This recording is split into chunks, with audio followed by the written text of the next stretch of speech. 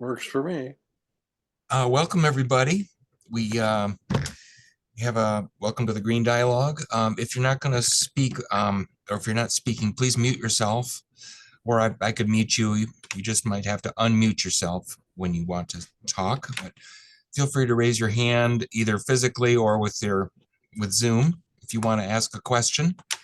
And really glad that Nick, who's the chief planner in Birmingham, Michigan, is with us today. And also appreciate Charles for bringing this topic of leaf blowers to our attention. And Nick has also been involved with quite a few other sustainability initiatives, I understand. And I would invite you to share some of that experience or background as well, Nick. Without further ado, welcome everyone.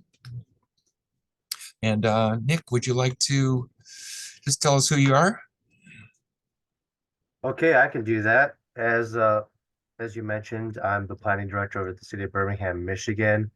I've been here for 7 years total, which feels like a long time. I was an intern for 2, moved up to full-time for 2, and then I've been director for just over 2 now, pushing 3. So it's been very fun. I'm a Wayne State grad, so it just so happens all of my staff are Wayne State grads. There's something in the water at Wayne State, and it's good. Um, the sustainability portion of the job, as you mentioned, it was something we sought. It was an interest of mine coming out of grad school. I've always been interested in the subject, the environment, etc. But with most cities, it wasn't really, excuse me, I'll say on their radar per se, or at least a direct approach to sustainability. That's what I've been working on as sort of a pet project, to be honest with you, over my first, I'll say, 5 years until it really hit the rubber hit the road. A couple of years ago, we created an ad hoc environmental sustainability committee. We're trying to write our own sustainability plan right now. We're doing our greenhouse gas emissions inventory. So a little bit behind the curve, I would say, but that's not a criticism. It's good that we're doing it. I wish we would have done it sooner, but don't we all? So that's the bulk of what we're working on now with that group. This whole leaf blowers thing, I guess the way I would describe is, I don't know if anybody, any planners that is, go to grad school thinking, hey, I'm super stoked to spend 3 years of my planning career working on leaf blowers. Um, it's it's interesting how things come up like that. And it got assigned to us in planning because of the sustainability angle, because of the environmental impacts of it, um, kind of et al, all those types of things and the confluence of them. The story behind it is, so we're a city manager form of government. So we've got a city commission that directs the manager to direct staff to do things. And the structure we've built for our commission when they want to broach new topics of conversation or study or direction is we call it a 3-phase process. The first phase is you've got to bring it up at the end of a commission meeting and say, hey, I'd like to talk about this item X, in this case, leaf blowers. The commission will then vote on it. They have to get a majority vote to put it on the next agenda in which they can actually discuss it. That's phase 2. And after discussion, if the commission, the majority of the commission feels as though it's a worthwhile venture, they'll assign the city manager to direct whichever relevant staff person should work on it to handle the issues. So that's how it got to me. And it was actually, it got brought up twice before we actually ended up taking any action on it. Another thing we do at our city commission are called workshops. They're pre-meeting meetings where we don't take any action. It's almost informational, kind of just you take a microscope on a certain item and learn about it a little more with the commission.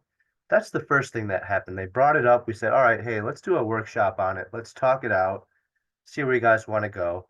It then kind of fizzled out after that for several months. This was in the summer of last year. Um, but as with anything that people find important at the time, it got brought back up, surprisingly, by a different commissioner. It passed the three-phase process, and we are now where we are today. So I guess if it's all right, I'll describe a little bit about what we've done so far, which admittedly isn't a lot, but it sure was a big step. Um, in that workshop that I mentioned, they're very useful. We can get a lot of direction without getting direction, or at least formal direction. You can get an idea of what the commissioners are asking us and what they want to maybe see moving forward. And all signs really pointed to a ban. They don't want to see two-stroke gas-powered leaf blowers in the city anymore. So that's a little bit difficult. Cold turkey bans are uh, not necessarily politically tenable sometimes. They're not overly popular, especially when you're the one working on them, and especially when people um, in the city of Birmingham, especially with all the wealth that's amassed here, hire a lot of lawn services, and lawn services tend to use those types of equipment more um, than residential homeowners, I'd say. So what we decided to do, first and foremost, and I did share a document that can be shared with this group. It's the city commission memorandum that we wrote that contains both a report as well as the resolution that I'll be describing that we had the commission pass. It's relatively short, all things considered. So what we described to them is the issue with leaf blowers. We kind of categorize it into three: the noise factor, the emissions factor, and then the greater environment. So noise, we know the decibel levels for those things are ridiculously high. I've seen it described in some places as high as an airplane taking off. I'm sure you've all read the same things I've read about the decibels of leaf blowers, but there are some serious uh, detrimental effects that can happen to humans, not only those passersby, but especially the users.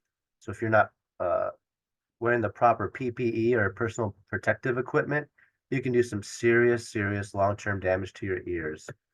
The second, the emissions part, we know that those specific two-stroke style leaf blowers, oil and gas mixture, not very efficient. They spew out all the other greenhouse gases that you'd expect from fossil fuels, but also unburnt oil.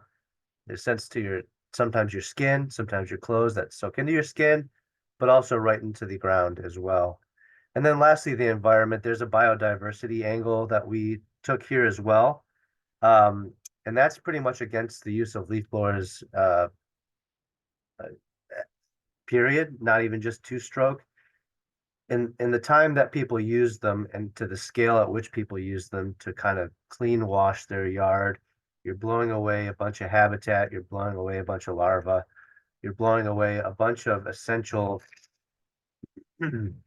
um, environmental things, I guess, that are really beneficial. And you've all probably heard the leave your leaves argument that is kind of popular now. I personally live in Ferndale, Michigan, and we did lots of people did the leave your leaves thing this year. I observed, whether on purpose or not. So that was the big three, I guess. The three things we distilled it down into as our main arguments.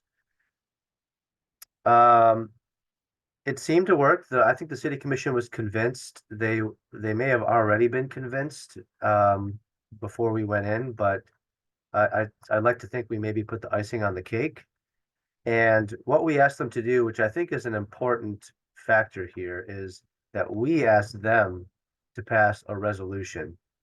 So what that did for us, as specifically me as in staff, when I'm working on this stuff, when I'm making these big pushes for a ban, it's because the city commission directed me to. when I go back to that unpopular, politically untenable comment that I made, it's nice to have this resolution that they passed to lean on as having been directed to do it, and not so much have to stick my neck out there as the one person that's pushing this in Birmingham, if that makes sense. So it's a pretty simple resolution. Again, it can be shared with you. I've got it in your hands to use as you see fit. But they passed it unanimously. Along with that, we also tried to set out a somewhat of a schedule for ourselves. I guess more of a aspirational schedule. And what we decided was to try to complete a complete ban by the year 2026, and specifically Q2 of 2026 that aligns with our fiscal years. So hopefully by July 2026, we'll have phased out two-stroke gas-powered leaf blowers by use of anyone in the entire city. We started with this resolution. We're going to spend the next 8 months or so. We've earmarked for this what we'll call a first informational campaign. So we've been writing newsletter articles. We've been doing on the side. We've been trying to build what I'm calling shoot, like a informational toolkit that we will use throughout this 8 months and then the next notice campaign.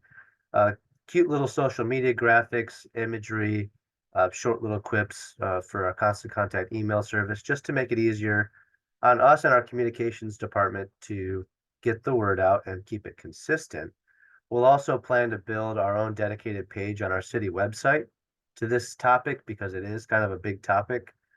All in the spirit of keeping everybody as informed as we possibly can. I think starting Q3 in 2024, so summer 2024, we plan to start drafting some ordinances to try to bring those sticks into the mix here to try and officially, I'll say, I guess not at the time, it depends on when we adopt it, but in our ordinance ban in some capacity two-stroke gas-powered leaf blowers. We don't know if it's going to be in the noise ordinance. We don't know if it's going to be in some new section of the ordinance, but at some point we want to draft some sort of ordinance that formally bans them. We have a second notice/information campaign built in. We have a period of time where we plan to also, practice what we preach and phase out those leaf blowers at our Department of Public Services so that we're also not using them. And then finally, the complete phase out again in Q2 or by Q3 of 2026. So I don't know how many of y'all actually work in government or are very involved in government. I'd love to hear more about you guys as this meeting progresses, but when you think of 3 years to ban leaf blowers, that actually seems rather quick to me. The cogs of government often work slow, especially when it's somewhat of somewhat controversial. It's becoming less controversial as the days go on, which is good for us, but a somewhat controversial issue that we don't want to rip the Band-Aid off too fast and risk too much bleeding and whatnot. We want to give people time. If they've got leaf blowers, give them time to use them while they have them, sell them, figure out some other use for them, and give them time to adjust, whether it's purchasing their own electric leaf blowers, go with raking, or find a lawn service that offers something different. So that's really the spiel here. Like I said, right now, I'm just in the education phase, so I'm kind of just pushing out things as I have opportunities to do so. When the toolkit's ready, we'll start pushing that out. And then I'll have to get the IT team to help me build the web page, but that's really where we're at. I figure there'll be some questions, because it sounds like there's some interest in Meridian Township for doing the same. And it's I've never been, so you'll have to help me understand a little bit about the character there. I'm looking on Google Earth and I can kind of tell It's got some kind of meandering little subdivisions there, a good big commercial area. So I'm happy to hear more about the character of Meridian Township and what you're seeing there too. Hey Nick, Yeah, sorry, I'm gonna jump in first. So I'm Brian. I'm the senior planner on staff here. So nice to meet you. nice to meet you. Asked if there's anybody else here in government, and yeah, there is. You haven't Brian, started put your work. Can you- microphone down. Put your microphone down. There you go. Sorry, that's the dumbest thing I've done today. Okay, so you haven't started working on um ordinances yet, but have you begun any thought to how would you possibly enforce this? That's a fantastic question. We, in a perfect world, we would hope that people would just kind of do what we'd like them to do, what our initial plans were, or some of the ideas I'll say that have been floating around, whether they're realistic or not is another thing. One of the ideas that's been floated is when it comes to lawn services, requiring them to register with the city. Now that yields a whole bunch of extra work and a whole bunch of extra layers to things, but realistically, it could be a reasonable start to try to get people on paper to say, hey, yeah, we won't use gas powered leaf blowers. We understand they're banned. If you do, we'd also assign like ticket levels and consequences for that. For the on the residential side of things, you know, we're a city of 4 square miles, so in the grand scheme of things, not that big. 20,000, 21,000 people, pretty dense though. So when it comes to code enforcement, we've got three people covering 4 square miles, 20,000 people. It will be impossible to catch everything all the time. What we would expect to see is probably a lot of reporting by neighbors. Now, another idea that's been floated around is creating some sort of reporting system that's I guess anonymous, or I guess you could choose to try and draw our attention to these things. We already have like a citizen complaint or citizen request app called GovAlert, but that's for like, I guess it's meant for normal code enforcement issues. I think you understand, Brian, like leaf blower thinks someone's out for half an hour, then they're gone. That particular system isn't as good, but other than that, being completely transparent, we got nothing. I didn't expect specifics at this point. You know, right now you're doing education. I just wondered if you were beginning the thought process. That's cool. Yeah, we have to. It's a huge part of it, Brian. You're absolutely right. Feel free to unmute yourself, John. Yeah, the question I've got is, you know, there's the obvious, if you think in terms of the issues related to the transition, there's the obvious one that somebody's got to buy a new leaf blower if they want to keep doing that. But, you know, from the industry side, are there any other issues that you've heard of that becomes kind of a problem for the businesses? I mean, obviously they've got to convert their equipment over, but will the electric leaf blowers last as long? Because I assume that's an issue for somebody in the commercial side that they don't want to have to run out of juice when their crews are out there blowing stuff. But maybe there's other issues too that the businesses have kind of raised. Yeah, so what I've understood is there's a couple of main issues. So as one could probably infer, to get better battery life and more power, the price to play just keeps going up and up and up. You're talking into the thousands of dollars for an electric, like a backpack leaf blower. And that's just not realistic. To ask someone to, you know, can something they've already got and go spend $1,200 on a new leaf blower, that seems a little ridiculous. There are other models, of course, and when it comes to batteries, there are corded models as well. I did happen to buy a corded model because batteries frustrate me for maybe the same reasons you're alluding to, and it works good, but That's a whole nother thing, I've got to plug it in and drag a cord around the whole time. So that's not without consequence either. Most of what we're learning about the battery powered side of things is actually from our Department of Public Services, who has started to transition over to battery powered equipment in general, not just leaf blowers.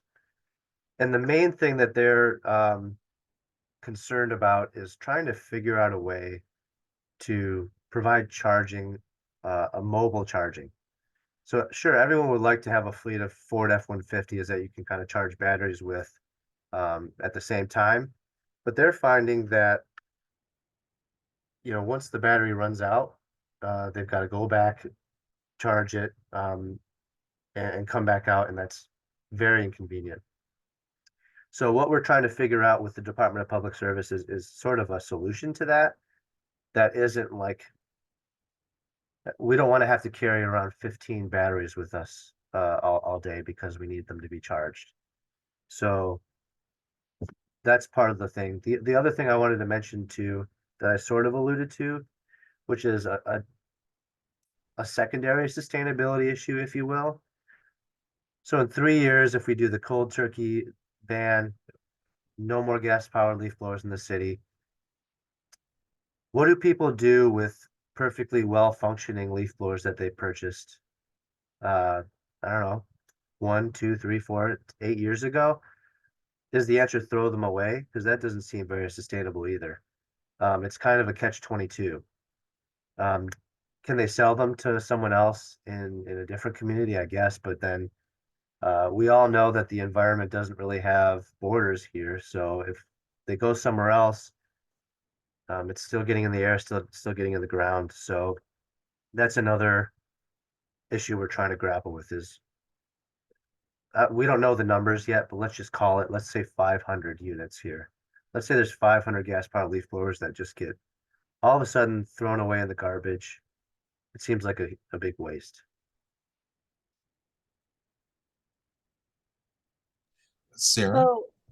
So, I used to live in Troy. I was in Troy for 5 years, so just east of Birmingham. So I feel like I know Birmingham pretty well as I drove it multiple times.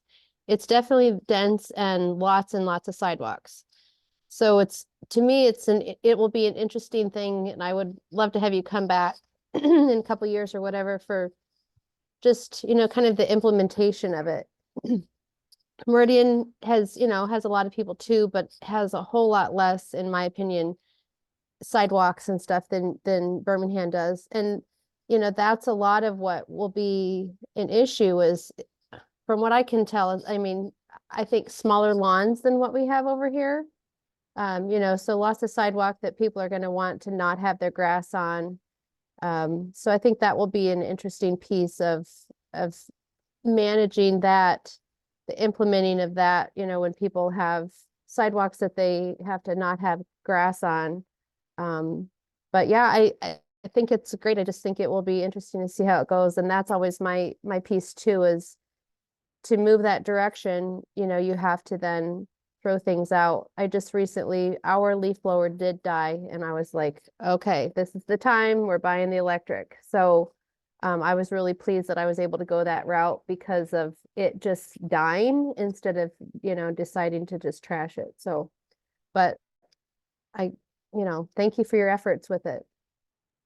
Sure, it's been very interesting. And since you've been in Birmingham before, you might also know, I think the lot size comment was a good one. We have some tight sites, so, your 40 by 100s, your standard tight suburban.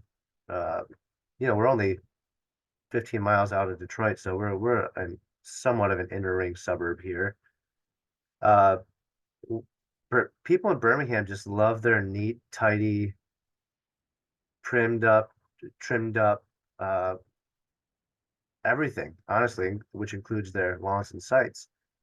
So we're battling a kind of a philosophical difference as well when it comes to, as I mentioned, like the leave your leaves. If someone were to decide to leave their leaves, I think you'd get a lot of complaints in Birmingham because of the appearance of that.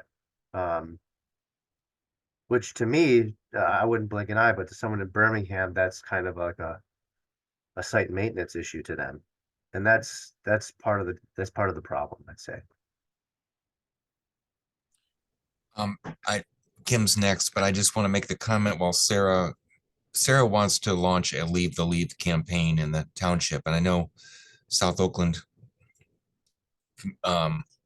Sakra has been promoting Leave the Leaves for probably close to 4 decades. And that's kind of new here.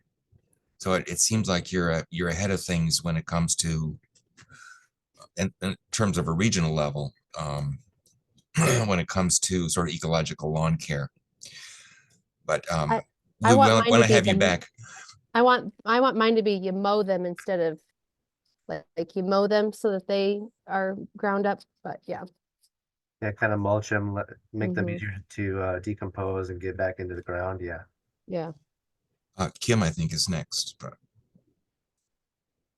Yeah, excuse me. Um, I know there's other issues, with gasoline powered leaf blowers, but I have a corded electric leaf blower and it is not quiet. So if the idea is to lessen the noise, they're still loud.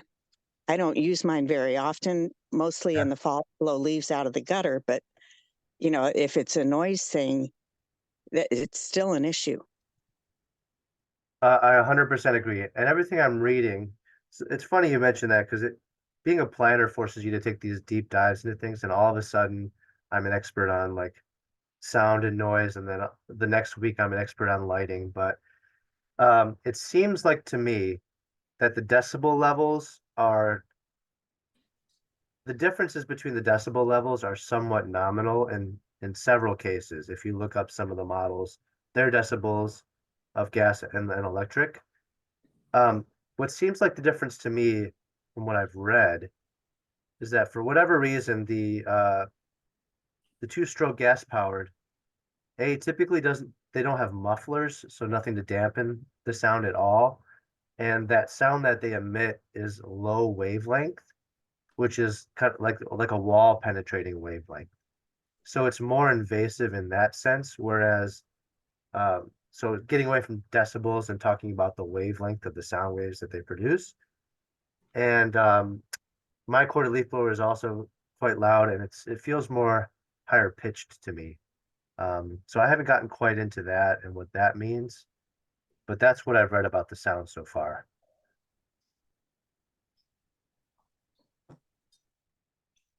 Nick, I'm just wondering the rationale you use for the leaf blowers would also apply to gasoline lawnmowers. So wouldn't you then logically outlaw gasoline lawnmowers?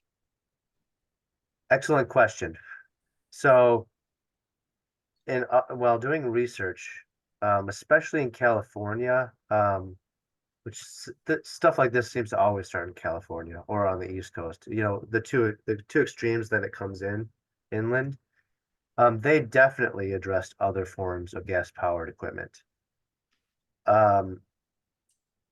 Based on what I've read, things like your standard lawnmower are a 4-stroke engines, and their engines are more efficient and a little bit cleaner. So yes, they're still burning fossil fuels. So you're still sending that up into the atmosphere and into your body. But specifically because of the 2-stroke engine, how it works and how it spits out that oil and gas mixture, we felt like that was just a good place to start. Sort of a low-hanging fruit. I guess it's yet to be seen. Someone could bring it up, and we could change our approach to try and tackle all gas-powered equipment. I think in the city of Ann Arbor, when I was reading about what they were doing, they also started with just leaf blowers, but people came to meetings, brought up other things, and they ended up broadening their horizons a little bit. Because there's apparently also like leaf suckers, I guess, or leaf vacuums that are pretty bad. Other than that, from what I've read, there's not a lot of 2-stroke items out there. The chainsaws are 2 strokes a lot, the gas powered chainsaws, which just don't get used as much. I think some weed whippers are, so that might be an interesting question to add to the subject, weed whippers. but that's generally why, is that four-stroke engines they're not clean, but they're cleaner. Bruce? Yeah, the Meridian Township has quite an extensive parks and preserve system. And I just wanted to highlight one of the things you kind of touched on briefly.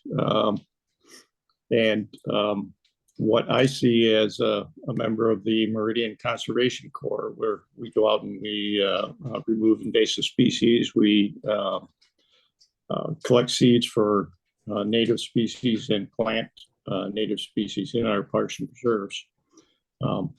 The township maintenance staff itself will frequently blow the leaves off of our park areas right into the understory, which is where all the spring ephemerals are hanging out, and basically choke those out. And several of the naturalist folks that work with the MCC really get mad at the amount of leaf and deadfall that's blowing out and smothering out all our native species that we're trying to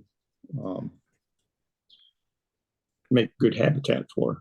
So there's a whole I guess a sea change that needs to occur within our own township staff itself. Yep, great points. And I think that's one of the reasons, back to your point, Sarah, about mulching the leaves, that people, from what I've heard, don't like leaving the leaves because it does smother out things like your turf grass sometimes, if the leaf cover is thick enough. So if you were to mulch it, it lets a little bit more through, and your grass can look nice and green in the spring. That's a whole separate issue, I guess, green lawns that we might tackle in the future as well, and trying to promote native landscapes as opposed to turf grasses, but sure, there's a balance there for sure. Kim and Bruce, if there's more to your question, or if there's more to any of your questions, or people want to comment about a question before we move on to a different issue, feel free to unmute yourself and chime in like I have. I had a quick question, Nick. I was just wondering what the reception has been from the greater Birmingham community regarding this.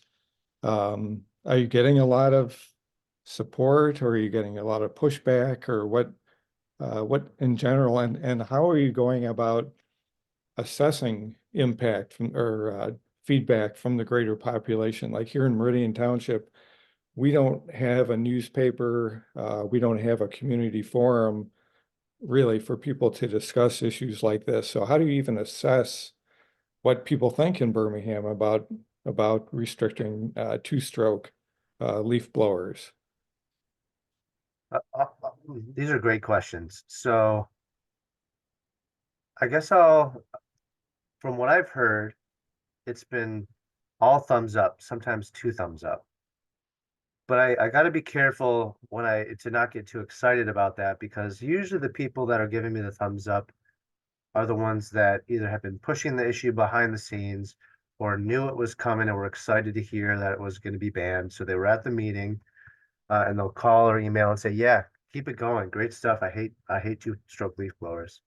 I expect when we get a little bit more serious about it and we really start to enforce it, that the people that either don't know about it yet or don't like it will start to come out of the woodworks a bit. So we're just not there. We're not quite there yet. All the feedback, I'm like, seriously, all of it has been positive, which is interesting. It's like I said, it's sort of controversial, or sort of new. You'd expect both sides, but we're really getting a lot of support, both from our elected officials and residents. We're also very fortunate in Birmingham to have a good communications department. I don't think many cities even have a communications department. We created one specifically for boosting our social media presence, getting more word out, administering our like constant contact direct email services. When that happened, we also contracted with a survey platform or an engagement platform. We call it Birmingham Engage. I forget what the mother company is, but we put a lot of stuff on Birmingham Engage, and we get a lot of feedback from that actually. So when we're looking for written feedback or good like data-driven feedback, we use Birmingham Engage. Otherwise, it's probably the same as you in Meridian Township. We just take phone calls, take emails, and take public comment at meetings. Kind of the standard government stuff. Yeah. Yeah, we don't really have much two-way communication with our township or with our board. It's very difficult to know really what they're thinking or what they're planning. But I think you're very fortunate. It sounds like you have a very enlightened city commission. One other question, were there citizens that came forward that influenced the commission to want to move forward with this? Were there any like environmental groups in Birmingham that influenced the commission, you know, like Audubon or Sierra Club? How did they really get these guys motivated to want to move forward? So I have never heard of, I guess, organized, concentrated environmental group here in the city of Birmingham that's not like the city staff or our sustainability committee. I could say that I definitely know that people were speaking to commissioners about leaf blowers. I don't have any proof of that. Just because I know relationships here, some of the people that were pushing me for leaf blowers, I know are friends with Commissioner X. So I know they were, you know, talking about it, building the idea, and ultimately bringing it to the table. But when the commissioners were talking about it at the table in the meeting, I heard a lot of personal experiences. So I do very much think that it was driven by their own personal experiences as well, and an issue that they thought was important enough based on their experiences to bring up. So I think it was a little bit of both. Great, thank you. Kim? Yeah, just a comment really with regard to mulching leaves in your lawn. I've did that for years at my house, and it's great for maple leaves, birch, beech, any of the soft leaf trees, but you cannot mulch oak leaves. So if you have a yard that has a bunch of oaks Huh. that are dropping leaves, they do not mulch. You Huh. have to, you can suck them up into the mower, but you can't mulch them and leave them on the ground. They just, they don't mulch, period. I have a grinder where I grind oak leaves, and they make just incredible mulch. The mulch, and then I spread it around the base of my my trees and garden plants in our yard. But yeah, you're right. The lawnmower doesn't do it. You have to have an actual grinder chipper for oak leaves. But the product you get is fantastic. In fact, some people want to buy it because oak mulch is so valuable. Good to know. Yeah, very interesting. It's more stuff that you just these trickle down effects, and that'll probably have to be handled in education campaigns when we get there. But very interesting. Sarah and then John, and thank you all for this rich conversation. So two things. I have been really frustrated for years watching all the different local companies that come and mow lawns and they don't have earwear on. So I think it would be interesting when you do, whether you have to do what you're talking about with the registration or whatever. I think a lot of that has to do probably with the actual people who are doing the work just refusing to wear it. But coming from a dad who was an engineer in a, you know, in a building that was loud and noisy and can't hear, it's unfortunate that people aren't taking that more seriously. Even, you know, especially to me in 2023, aren't taking it seriously to wear earwear to have that not ruin themselves for decades later. My other comment is, with you being so tight as you are in Birmingham, I think, like, if I envision it 10, 20 years down the line, I think people will actually be really pleased that this was enforced when they start to notice, you know, it's tight in Birmingham. I mean, it's a lovely community, but it's tight. And so I think it will be interesting. I think people will actually be really pleased that this went into effect in, you know, when they can see the difference or hear the difference and have that, you know, years down. But I think there will be people who are glad that this was enforced when they can tell a difference. Yeah, and what's Just take interesting time. about, absolutely, about that point is some of the, I guess, rebuttals, I'll call it, constructive rebuttals that we heard when we were talking about banning leaf blowers, specifically when it comes to noise, is, you know, well, why don't we just enforce our noise ordinance? We have noise ordinances on the books. We've had them forever. To Brian's point about enforcement, that is just, seems like a safe space here, but it's kind of a fool's errand to try to enforce a noise ordinance when it comes to leaf blowers. One, because of how quickly these lawn services are in and out. By the time we hear about it, we'll never catch them. And two, just we don't have the equipment. We have like 1 or 2 noise meters, and the police department has it. We'd have to buy a bunch of extra equipment. It's just a slippery slope. So I guess the easy way out, now that I think about it, is to ban them so we don't have to worry about the noise in the first place. But very tight in Birmingham, I agree.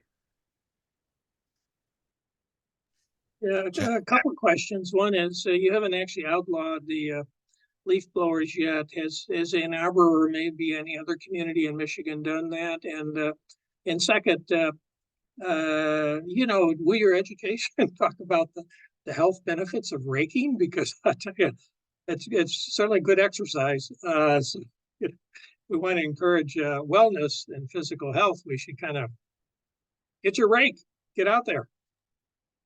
100%. And that's something we've been pushing for a little while now. And by pushing, I just trying to get it out there.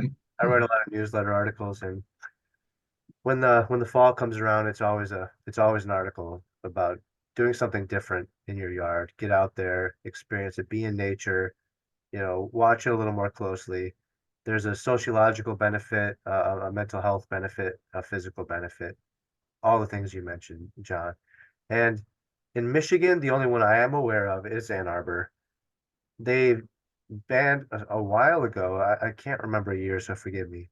Some time ago, they banned 2-stroke leaf blowers in their downtown only. And I think actually very recently, I think it was like a newsworthy occurrence that they've now banned them citywide. And that was very recent.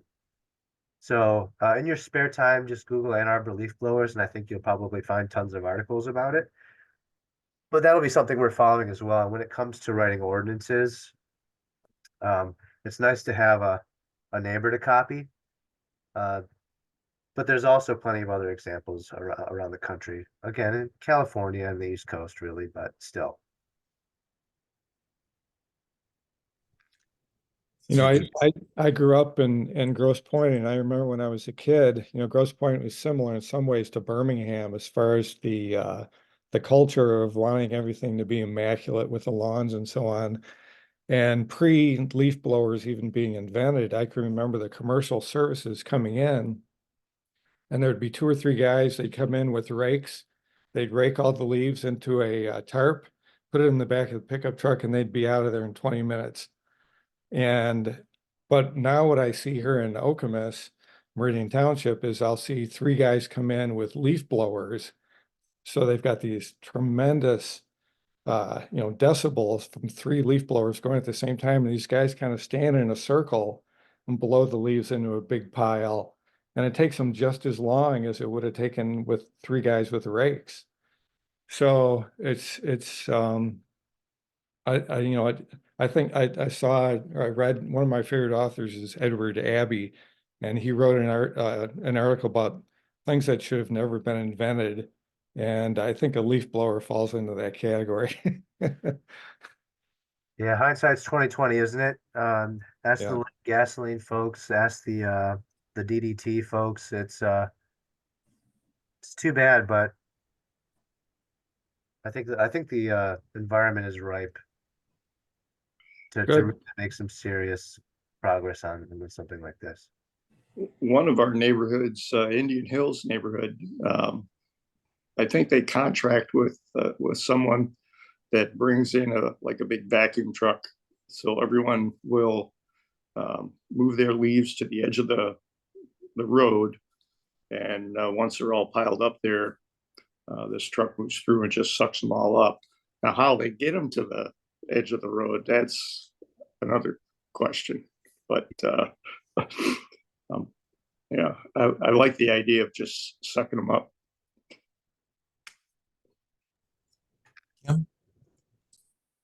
Yeah, I don't have an engineering background or mechanical anything, but why is it that the companies that manufacture leaf blowers can't put a muffler on them? I mean, does anybody know if there's a reason why that's not possible?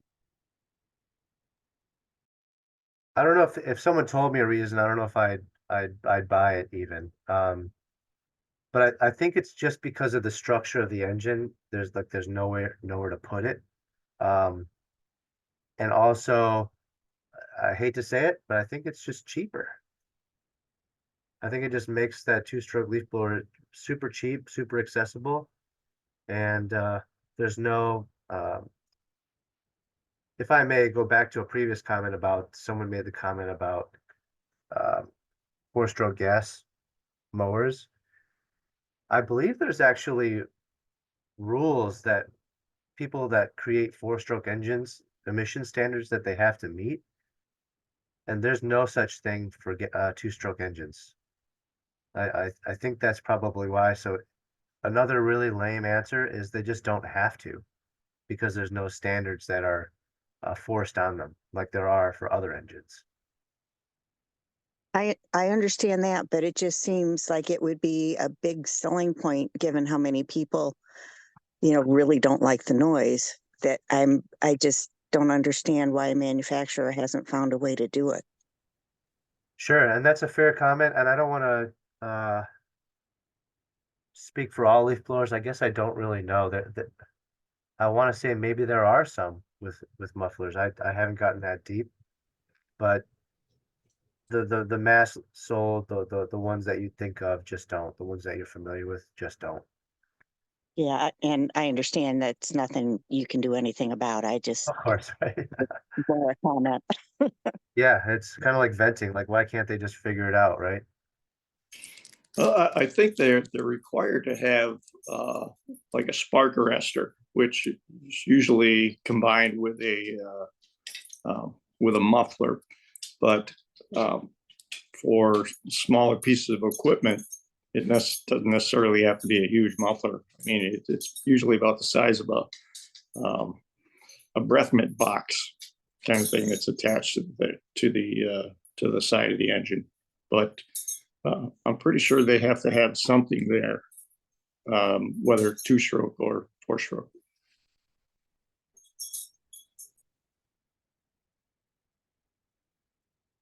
Not to totally change the subject, but there's been a lot of conversation the last 3 years on these dialogues about native lawns and kind of alternative landscapes. Have you supported that as a community, and how do you deal with like lawn height concerns? We haven't formally dealt with it. I don't think the appetite's been there yet. It's one of those things, just like the Leave Your Leaves, that I've been trying to push out there in an educational sense, that people have been somewhat receptive to. But just like every other city, as soon as that grass or a weed hits 8 inches, someone's calling us. So we are not there yet. I mentioned our sustainability plan as well at the beginning there. That will be absolutely in our sustainability plan to figure out a way to promote native landscapes, relax those. I don't want to say onerous or excessive, but the weed ordinances and the punishments for them. And again, using the city I live in, Ferndale, they have a planned native landscape ordinance that pretty much says you're allowed to have it. All you got to do is register. There's no app fee. You just have to say, hey, I'm Nick. I'm at Street X. This is a native landscape. It kind of absolves you from the weed issue, I guess. Thank you. Sarah? So much of this is actually, I think, gonna just be that mind shift. The mind shift from everything's gotta look pristine, perfect to it doesn't need to look pristine, perfect, but it needs to look maintained or whatever. And so much of this is just gonna be that societal mental shift from going from, what people are used to, that it's gotta be pristine, to at least it looks tidy, or it's just, and that's just going to have to be in all communities of shifting to that mindset. And that, I mean, that's, I can, when you said that, I was like, oh yeah, that's not Birmingham. Birmingham is not going to be in that place right now, so it'll just take time. Yeah, and we do have a couple in the city that I've seen that are gorgeous. And I know that's subjective. I'm a fan of native landscapes, so of course I think they're gorgeous. So they exist here, but it's the proud few, I'd say. I got a broader question for you. Are there any parts of your sustainability plan or your sustainability efforts that are considered controversial? Ooh. So I guess because our sustainability plan isn't written yet necessarily, there's no specific actions I can point to. But what I gathered, we've only done one survey. We plan to do another one, but in the initial survey, it's almost exactly as you'd expect. You have the people that love it, and then the people that think it's a waste of taxpayer dollars, or it's a hoax, or what have you. So the most controversial thing is almost the thing itself, the sustainability push. So far, we haven't um, even, I guess, entertained things like Ann Arbor per se has a millage for sustainability. I expect that millages in any capacity are controversial. So we haven't gone that far. I think we're going to start with the basics because we've again haven't had a concentrated approach thus far. So where else do we start but the basics? Our sustainability plan, we're pegging to be about a 5-year plan. So every 5 years we'll um, update it in a significant sense. So once we get used to the low hanging fruit, once we solve all those types of issues, I expect in 2030 is when we'll start to dive a little deeper and get potentially more controversial with what we're pushing for. Now, that being said, too, I don't know. I guess I haven't heard from the state when they made their goals to be carbon neutral by 2050. There are some underlying goals here in the city to align with that state goal. And I do think that's going to be a little controversial. As we near the last 5 minutes or so, we have a similar form of government here in Meridian, we have a township manager. We're very close to East Lansing, kind of a, I don't know if you want to call it a bedroom community, but can you summarize the recommendation you might have for us? Like start with the trustees, make sure the trustees are on board, and then do like a educational outreach. What would you recommend to us, which is a little more rural and a little more larger lawns, a lot less dense? Any general suggestions you might have for us? Let's see. I guess I'm a little spoiled here because I didn't have to, it fell into my lap. I didn't have to do a lot of legwork for it. It's very nice that you have a group like this that appears to be well organized and well informed. I think you can do a lot with a group like this. So I think it was Charles mentioned you don't have a lot of two-way communications, as in there's no city newsletter that you can maybe leverage. There's perhaps no, I guess, regular constant contact like information service, which isn't a bad thing. Not all governments are fortunate enough to have something like that, let alone a department to run all that. But I guess I would start there. Leveraging a group like this and the networks that you all have, I think that's a quite a far reach. How often does the what did you call it, the legislative body? Board of Trustees meet once or twice a month. Once or twice a month? We do have a communications department, and I guess, Good. so this is sort of part of the education, the learning for our community is to do things like this. Not everyone's connected electronically, but they're a pretty robust communications department that we could utilize if we had a particular, I mean, there's a lot of issues that are people want to put out there. A lot Yeah. of things going on. And to be fair, that communications department or really any government staff might not do it until they're directed to do it. You know, we're all extremely busy. The thought of taking on a job, even though it's as admirable as it may be, is not first on our list. So I think probably, does that Board of Trustees meeting have any room for public comment at all? That's been a good place for people in our city to get some ideas out there, just to show up during that period for public comment, broach the subjects, get people chatting about it. I also don't know if anybody here knows any of the Board of Trustees or how you can, or if you're allowed to even bend their ear a little bit about it and see what they know about the detriments and what the advantages could be. Some people just seriously might not know. It just might not be on their radar yet. Thank you. Any other parting comments in the last few minutes here? And we hope you'll come back, Nick, and we're happy to share some of our sustainability plans with you if you would be interested. Sure, and I know we're connected, so I look forward. I see you once a month at the CLC convenings, at least.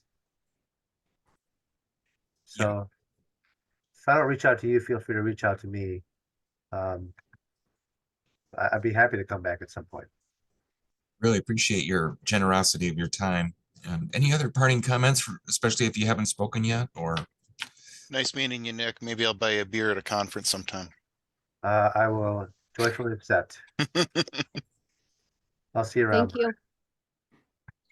Thank you. Thanks, everyone. Thanks, Nick. Great conversation, great questions.